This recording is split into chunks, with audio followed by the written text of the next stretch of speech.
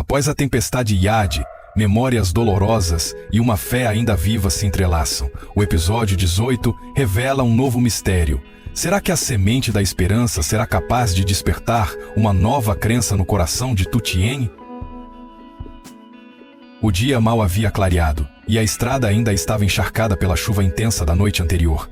O ar estava pesado, saturado de umidade, e o tufão Yadi ainda não dava sinais de trégua. Jack acelerava sua moto desde o canteiro de obras principal até a estrada que levava à ponte em construção. O trecho havia sido interditado após alagamento e um pequeno deslizamento na encosta da montanha. Ao chegar, viu um grupo de operários instalando barreiras e placas de alerta. O nível da água havia subido rapidamente, levando a camada superficial do solo e parte das contenções improvisadas. Jack tirou o capacete e se aproximou de um dos trabalhadores mais experientes, que coordenava a equipe. Ele perguntou calmamente como estavam as coisas. O homem respondeu com cansaço que a água subiu muito rápido durante a noite e não deu tempo de conter. Disse também que algumas famílias do outro lado da ponte estavam isoladas, mas que, felizmente, ninguém se feriu. Agora, era esperar a água baixar. Jack assentiu em silêncio, examinou a área com atenção e tirou o celular do bolso para registrar imagens dos pontos mais críticos, que seriam enviadas ao escritório. Enquanto ajustava a câmera, ouviu vozes falando inglês por perto. Ao virar-se, viu dois homens estrangeiros com mochilas encharcadas tentando se comunicar com moradores usando uma mistura de inglês e vietnamita. Um deles se aproximou educadamente e disse que queriam ir para Ahadian, mas que a estrada estava bloqueada. Jack respondeu com um inglês que sabia simples, mas claro, dizendo que a estrada estava alagada, que era perigoso e que eles não deveriam atravessar. O outro apontou para algumas motos dando meia volta e, com um gesto resignado, perguntou onde poderiam dormir naquela noite, já que não havia hotéis na região. Jack os observou por alguns segundos. Estavam visivelmente exaustos e preocupados, mas não exigiam nada. Só buscavam abrigo em meio a uma vila desconhecida durante uma tempestade. Após pensar por alguns instantes, ele sorriu e apontou para a direção da floresta, dizendo que tinha uma casa no campo, tranquila, onde eles poderiam passar a noite. Surpresos, os dois se entreolharam e assentiram entusiasmados, agradecendo repetidamente. Jack fez um sinal para que esperassem e voltou-se para orientar os operários sobre a vigilância do local. Reforçou com o supervisor que o trecho deveria ser totalmente fechado até a chegada de reforços. No caminho de volta para a fazenda, 3 motos seguiam pela estrada de terra vermelha ainda tomada pela lama. Sob o céu cinzento, Jack ia à frente, conduzindo os 2 turistas australianos logo atrás. Homens que, em meio a uma tempestade em um país distante, jamais imaginaram que seriam acolhidos com tamanha gentileza por um completo desconhecido.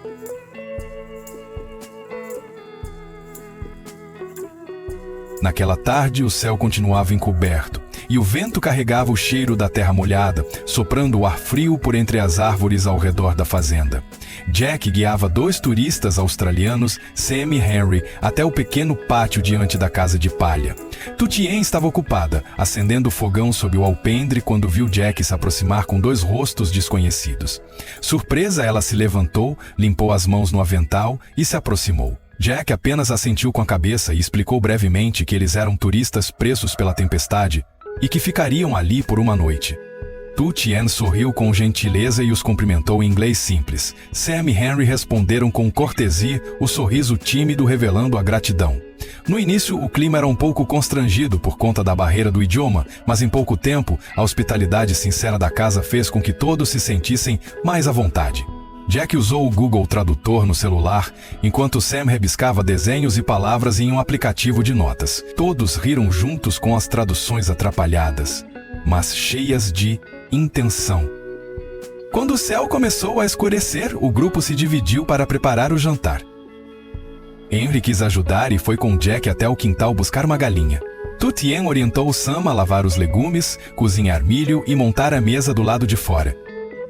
O pátio encheu-se de sons alegres, o cacarejo das galinhas, a fervura da água na panela e as risadas espontâneas criaram uma atmosfera surpreendentemente acolhedora.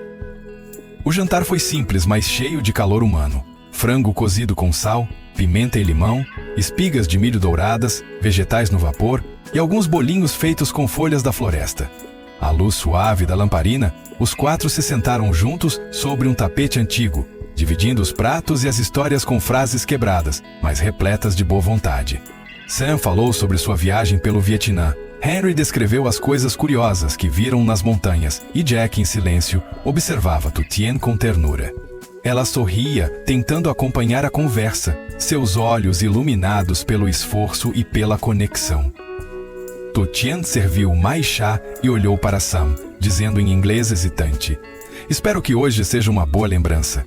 Sam assentiu com entusiasmo. "Sim, muito bom, muito caloroso. Obrigado, amiga."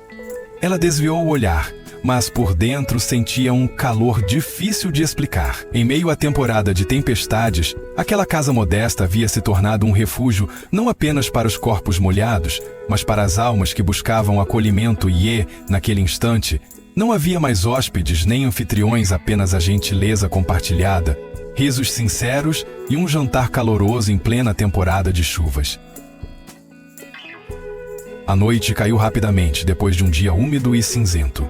Na cozinha pequena da casa de palha, a luz suave da lamparina projetava sombras nas paredes de folhas trançadas, criando um cenário estranhamente acolhedor em meio à temporada de tempestades.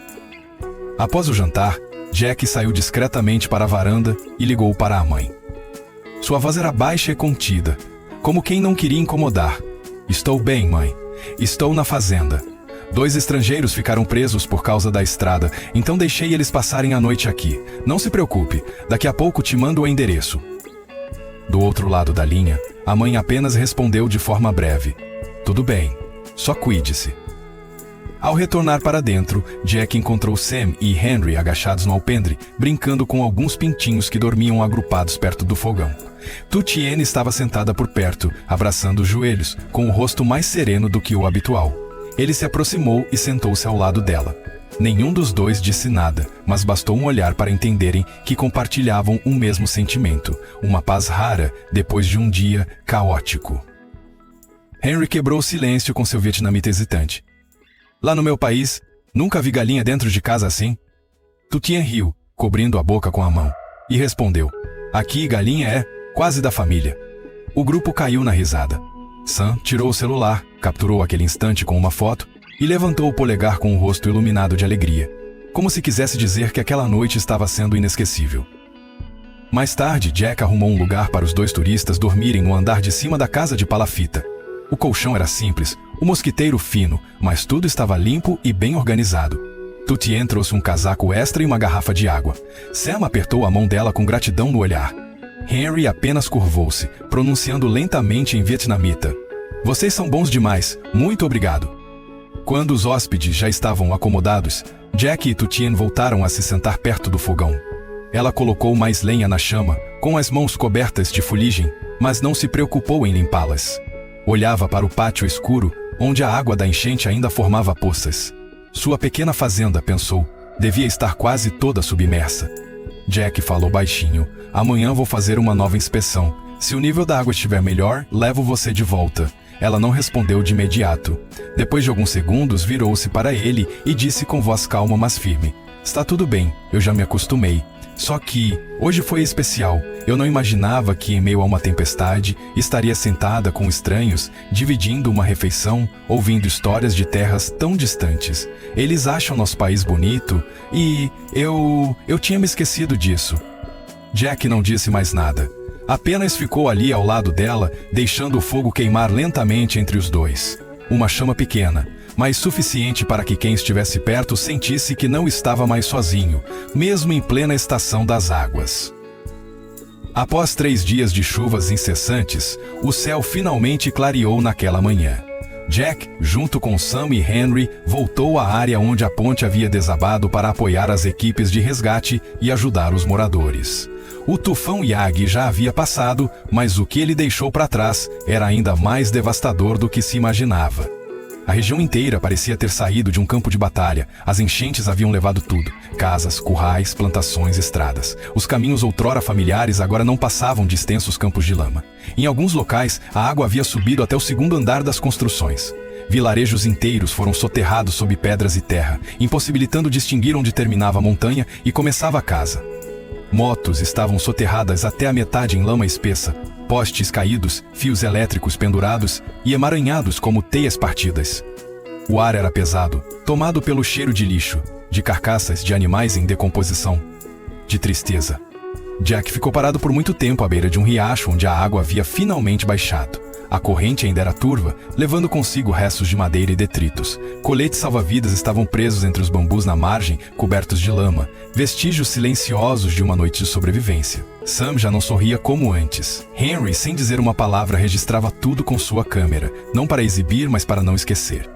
Ninguém dizia muito, apenas começaram a ajudar os voluntários que remavam barcos para transportar os moradores pelos trechos alagados.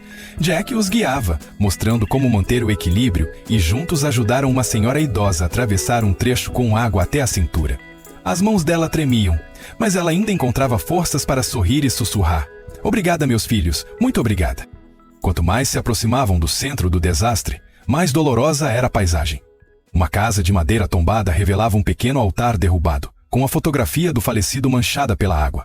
Ao fundo, um homem ajoelhado gritava o nome da esposa enquanto o vento sacudia as folhas e o telhado rasgado.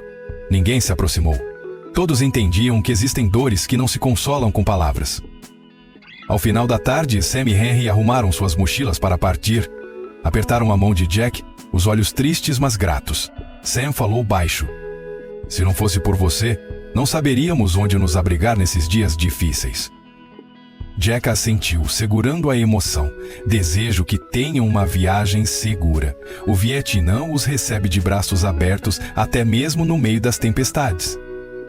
Quando as motos partiram e desapareceram na estrada enlameada, Jack permaneceu ali, olhando para o horizonte. Em meio aos escombros e à lama, havia uma certeza que o mantinha firme. Levaria tempo para reconstruir tudo, mas a humanidade seguia intacta. Jack levou Tu Tien para um abrigo seguro logo no início da manhã e, em seguida, voltou sozinho ao local do desastre.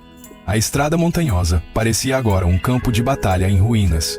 Escavadeiras rugiam sem parar, lama jorrava como ondas, e os moradores atravessavam as poças turvas carregando sacos encharcados. Jack contornou os pontos mais críticos de alagamento para se reunir à equipe de trabalhadores, ajudando na limpeza da estrada principal que levava até o centro da cidade. Por volta do meio-dia, ele voltou para buscar Tu Tien. Ela saiu vestindo botas de borracha roxas, com luvas e máscara nas mãos.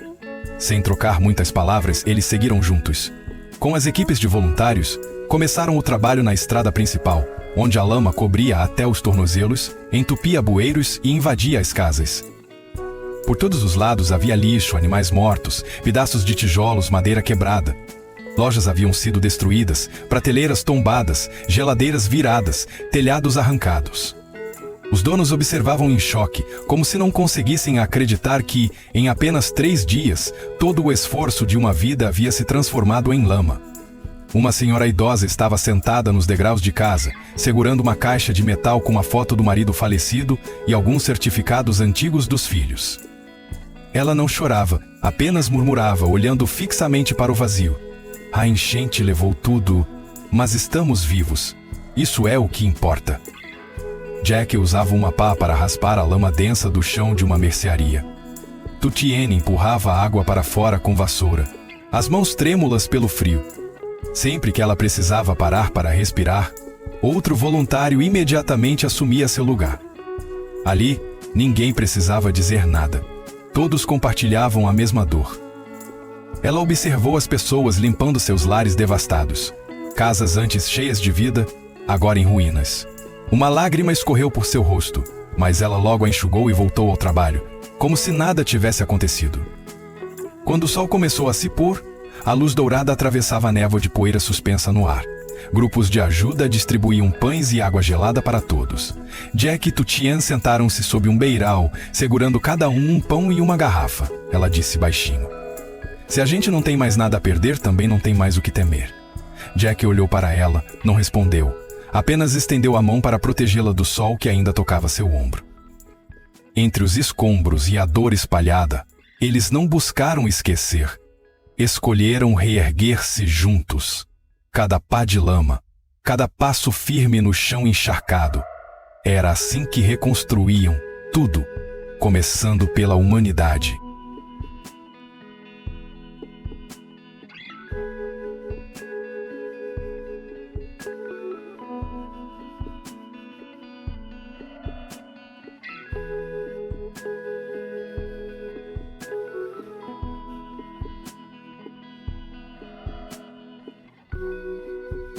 Sau đó cô tiếp tục tìm kiếm những mầm măng mới nhú dưới gốc tre. Đôi tay thoăn thoắt đào bới và gom góp từng khúc măng non. Đến buổi trưa, chiếc gùi trên lưng đã nặng trĩu, cô mới bắt đầu men theo con suối nhỏ, tranh thủ rửa sạch bắp chuối, măng và đu đủ để mang xuống chợ bán. Nhìn bóng mình phản chiếu trên mặt nước, cô thở dài, gương mặt xanh xao, mái tóc rối bời, nhưng ánh mắt cô vẫn kiên định.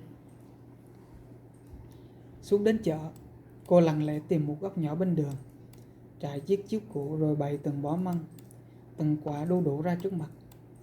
Người qua lại nhìn cô, có người nhận cô ra là người phụ nữ từng bị đuổi khỏi nhà chiến, có người xì xào bàn tán, nhưng tự tiên không bận tâm. Một bà cụ dừng lại, cầm bó măng rồi hỏi: "Con bé sao phải khổ thế này?" Tự tiên cười nhẹ, giọng bình thản: "Cháu chỉ muốn kiếm ít tiền giúp một người đã từng giúp cháu." Bà cụ gật đầu, mua giúp cô